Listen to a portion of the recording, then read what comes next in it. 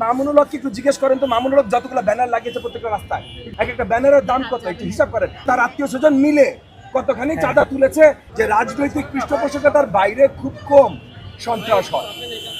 আমি যদি ধানের শীষ মার্কায় ভোট পেয়ে জয়যুক্ত হয়ে আসি, তাহলে কোনো ধরনের রাজনৈতিক পৃষ্ঠপোষকতায় সন্ত্রাস এখানে হবে না। চাঁদাবাজির আমার দরকার নাই, পৃষ্ঠপোষকতা করে রাজনীতির আমার দরকার নাই। আমার পেশা আছে ভাই, আমি অন্য 10 জনের মতো না।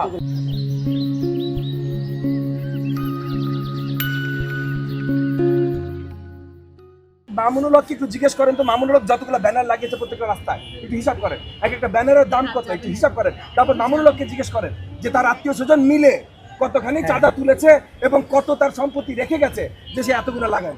একটু জিজ্ঞেস করেন। এই মসজিদের সামনে আমরা দাঁড়ানো, এই মসজিদের সামনে, এই যে মসজিদে যে সে বারবার যে বয়ান দেয়, এই মসজিদের সামনে সে বিশাল ব্যানার লাগিয়ে, বিশাল আপনার কালার কি বলে না, পিভিসি বিলবোর্ড লাগিয়ে লঙ্ঘন করেছে এবং সবার আগে লঙ্ঘন করেছে ভাই, সেইটা আমি আখ্যায়িত করেছি। তারপর সে যদি আমার নামে কোনো কমপ্লেন করতে চায় করুক, ইচ্ছা মতো করুক। ওদের কাজই ওয়াজ করা, ওয়াজে যে মিথ্যাচার করা।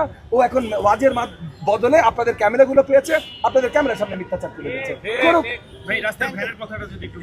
রাস্তার ব্যান্ড হিসেবে আপনাকে বললাম যে ভাই রাজনৈতিক পৃষ্ঠপোষকতা হয়, আমার এই চাঁদাবাজির দরকার নাই, আমার পৃষ্ঠপোষকতার দরকার নাই। তো আমাকে যদি জনগণ ভোট দিয়ে জয়যুক্ত করে, তাহলে এগুলো বন্ধ হয়ে যাবে।